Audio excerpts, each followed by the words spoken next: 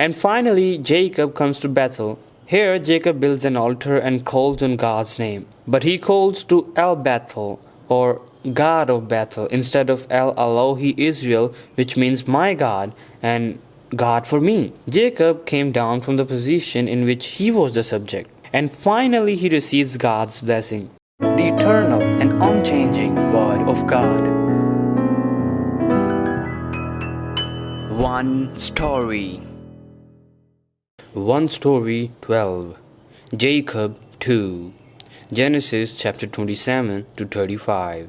When Jacob was still in his mother's womb, he was chosen and distinguished by God. But he still deceived his brother and father to receive the blessing he badly wanted. And because of that blessing, he became a fugitive and met God in Bethel. But because he has yet to recognize and acknowledge God in his life, he forgets what he is supposed to be doing and where he truly belongs, and instead spends happy time with his beloved Rachel in his uncle Laban's home. And finally, with God's interference, his life and environment, which was supposed to prosper with his father's blessing, began to corner him, and finally, Jacob leaves his uncle and father-in-law Laban's home. No. He runs away. Go back to your tribe, your ancestors' land. God insists only on the land of Canaan. He repeats this to Abraham, Isaac, and to Jacob. Then the Lord said to Jacob, Go back to the land of your fathers and to your relatives, and I will be with you. The reason why God is trying to place God's people in Canaan will be examined in the one story and in the part of Joshua. Jacob summons Leah and Rachel and complains of his troubled times, which was difficult because of his father-in-law Laban. And he tells them that God said, I am the God of Bethel, where you anointed a pillar and where you made a vow to me. Now leave this land at once and go back to your native land. Then with the consent of Leah and Rachel, they leave Laban's house.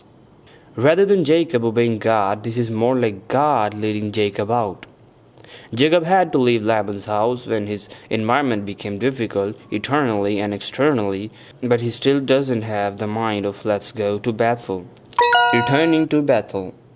Half because of himself, half because of others, now Jacob is returning to Bethel. But this road will not be smooth because he has not yet surrendered in his heart. And there are some mountains that Jacob must overcome before he can come to Bethel. Laban chasing him from behind and Esau threatening him in front. Even the Shechem prepared, but God decisively. Of course, God will protect the way through his angels. Laban's pursuit. Jacob, who already had discomfort with Laban's sons, flees Laban and his sons just as he escaped Esau. This time not alone, but with 4 wives, 11 sons, and 1 daughter. And Laban realized this 3 days after they fled, and for 7 days he chased them until he reached Jacob's party. Jacob probably had a lot to say in his mind, but Laban would have felt betrayed not only from Jacob but also from his 2 daughters. But again the God who protected Abraham, Isaac, and Jacob interferes again. Even before Laban arrives to Jacob, God tells Laban in his dream, Be careful not to say anything to Jacob, either good or bad. Laban reveals his regrets, but only searches for his idol, Darabim. Hearing Jacob's complaint, he makes a covenant with Jacob and returns. If God protects them, the worldly king and Satan cannot do anything to God's children. Now Jacob has overcome 1 small mountain in his journey back to Bethel, preparing to meet Esau. Jacob is not a special person. Jacob's slyness, deception, ignorance, and his methods to live in this world are like the sections of our lives. As Jacob nears Bethel, his hometown where he vowed to God, he prepares to greet his brother Esau. He was afraid of his brother. First he sent spies to check his brother's sympathy. He sent them to sweet talk, telling them to convey, I want to be favored by my Lord. However, the depressing news that came back was that Esau was coming to Jacob with 400 people. Second, upon the news of Esau, Jacob divides his companions and the livestock into 2 groups. It was a precaution in case Esau struck one group so the other group can escape. Third, he prays to God, whom he has never searched for before. In a word, he prayed, God, the God of my grandfather and the God of my father, you said that if I come back to this land, I will be blessed. And of course, you gave me plenty until now. But my prayer is to save me from my brother Esau's hands. I am so afraid. God surely said to me that he will surely make me prosper and will make my descendants like the sand of the sea, which cannot be counted. We can see that this prayer is very self-centered, insincere, and childish. However, even after praying, Jacob prepares to offer gifts to relieve his brother Esau's feelings. Quite a big number of offerings. Jacob divides the offerings from the wealth he has collected over the past 2 decades, while the heat consumed me in the daytime and the cold at night, and sleep fled from my eyes. Then he divides the gifts into 3 groups, strategically distanced, and send it to Esau ahead of Jacob's party. He also sends message to convey to Esau with the gifts. However, Jacob is still not relieved, so after spending the night, he sends his wife, sons, and possession across the Jabbok River and is left alone. There is still a long way to go, but he is now left alone like he was when he vowed to God in Bethel. He now has to negotiate with God. It is Jacob. Jacob remains alone and wrestles with someone all night. It shows how this time was difficult and his heart was heavy. And the man who is represented as God and as an angel cannot win against Jacob. God does not pressure God's children, whom he loves by force. It is not because of lack of power or strength, but because of love. Of course, it will eventually be made with God's zeal, but in the circumstances and situations, it seems like letting the immature children get what they want. Then the angel strikes Jacob's thigh joint. Jacob was hit on the central point of the body. In other words, it hits Jacob's self-centeredness that Jacob had been holding. And the angel asks for Jacob's name, who wanted the angel to bless him. Before, when his father Isaac asked, "Who are you?" the person who risked his life for the blessing and said, "I am Esau," is now answering, "I am Jacob." There is still a long way to go on a journey as a foreigner, but here, one level is self-denial. The angel gives Jacob a new name. He is said to be called Israel. It means he won with God and the people. He wanted prosperity, not 4 wives and 12 children. Nor did he want to have problems with his father-in-law Laban and his brothers-in-law. The problem with Laban was solved. But Jacob, who is in a state of despair in front of Esau, leading 400 people towards him, is called as a winner in the Bible. It is victory when one's lack and fault are recognized. And Jacob now receives the blessing of the angel in his own name, not the blessing of Esau. Esau's hospitality. The 400 people Esau brought were props used by God to save Jacob from the world. As soon as Jacob stands up straight, he will see that it is nothing but just a stage prop, but otherwise he will still be fearful. It's as if Abraham left Mesopotamia, the land of abundance, and received a great call in Haran, but still feared Pharaoh and his servants in Egypt. It is like when Isaac became the incomprehensible burnt offering of his father Abraham and obeyed God and did not go down to Egypt, but he still feared the king of Gerar and deceived that his wife Rebekah was his sister. Jacob's name has changed, but he is still afraid of his brother. When Jacob sees his brother Esau and his 400 men, he divides his people and possessions into 3 groups again. The servant girls and their children are at the head, Leah and her children next, and the most beloved women, Rachel and her son Joseph, are at the rear. And like this, Jacob meets Esau. Then he bows to Esau 7 times, but his brother has no feelings of fate or revenge against Jacob. It was not changed because Jacob prayed earnestly, but because God had already released Esau's anger. Nevertheless, because of the people and situation, Jacob, who cannot see or recognize the hand of God supporting him, says to his brother Esau, "To see your face is like seeing the face of God." God solved everything, but the glory is given to Esau.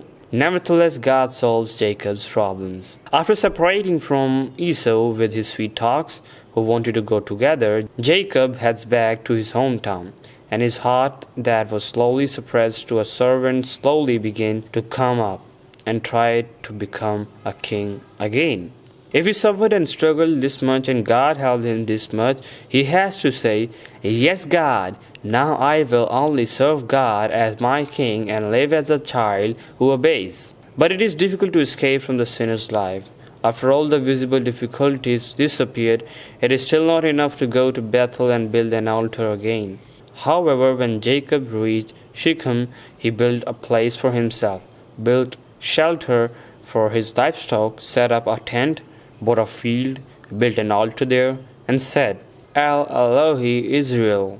It means God of Israel. In other words, his changed name is Israel, so it becomes my God. But this is not Jacob's confession of faith, and instead it means God exists for me, because God helped me this much. Perhaps if he suffers 100 times more than he already did, he would come to his senses.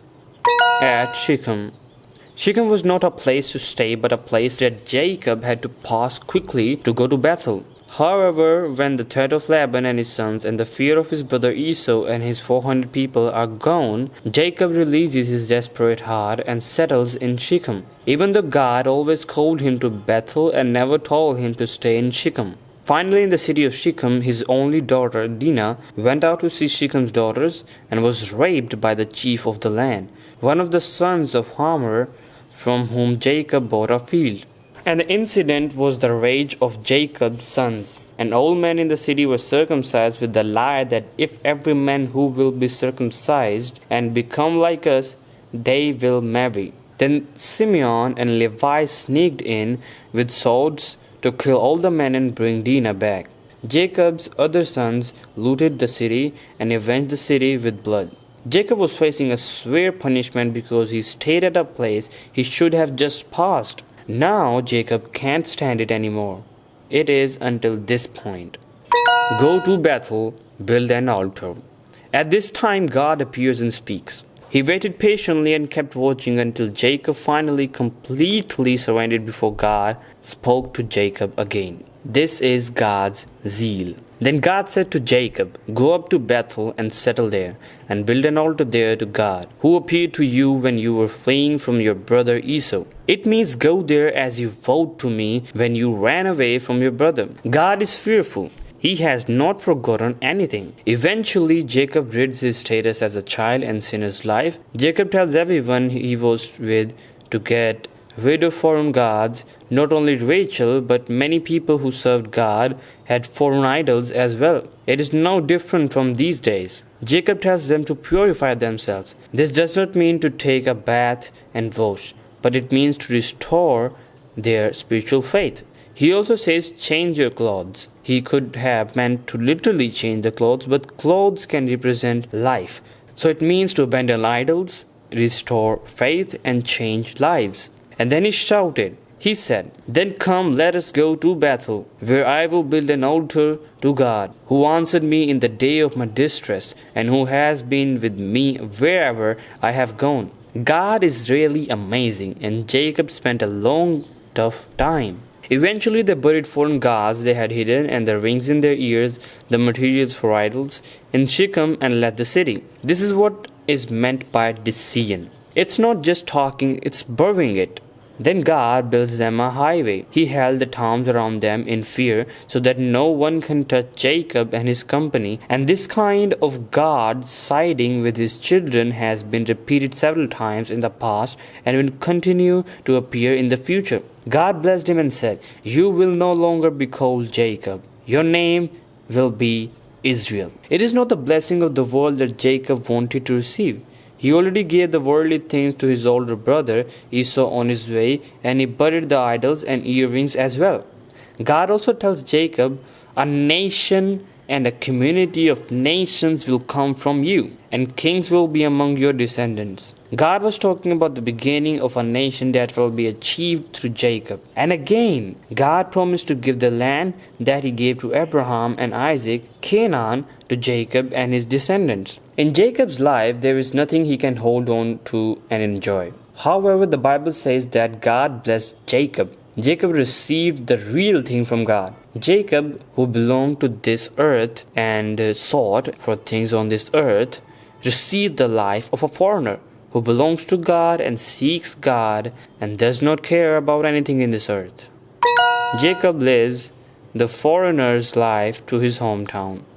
Now Jacob, who has really received the blessing from God, quickly disappears from the Bible. The Bible also records the death of his mother, Rebekah's nanny, the death of his beloved wife, Rachel, and the death of his father, Isaac. An incident occurs regarding Reuben, the eldest son, sleeping with Rachel's maid. After being blessed by God, everything does not go according to Jacob's wishes or will, but instead an environment was made to make his heart leave this world. Now Jacob will be buried in the story of his son Joseph and appear in the Bible as supporting character rather than the main character. Jacob later confessed before the king of Egypt like this: "The years of my pilgrimage are 130. My years have been few and difficult, and they do not equal the years of the pilgrimage of my fathers." Jacob, who is resting. Before his death, Jacob tells Joseph, "When I rest with my fathers, carry me out of Egypt and bury me where they are buried." Jacob now clearly knows where his hometown is. He is standing as a person of faith who longs for his hometown, not only with his body but also with the mind, just like his ancestors of the faith. Instead, they were longing for a better country, a heavenly one. Therefore, God is not ashamed to be called their God, for he has prepared a city for them. Then Jacob summons his sons before his death and says, "I will tell you what will happen to you in the days to come." Here the reason why Jacob can say that he can tell them about their days to come is because he has experienced the devastating defeat in his life and the precise, clear interference and care of God throughout his lifetime. Jacob also knew how his sons lived their lives because after having his 12 sons, Jacob spent nearly 40 years with them. Salvation and calling are done by God's grace, but living as a blessed man on this earth, as a man of God, as a people of God, depends on the fruits of our lives. Jacob proved this throughout his life. Jacob dies. The Bible says that just as Abraham died and Isaac died, Jacob died and returned to his people, his fathers. It was Jacob who was distinguished from the time he was in the mother's womb and was born as a cradle Christian. But to get the worldly blessing, used every trick he can and finally got his father's blessing. And eventually through that blessing, it was Jacob who had to go through harsh years in his life. However, God is still speaking to us through Jacob, who closed his heart on this earth and lived the life of a traveler until he was called to God's rest. Now one story continues with Joseph's story that will fulfill God's vision throughout his life without going through the up and down because he is tied with Jacob.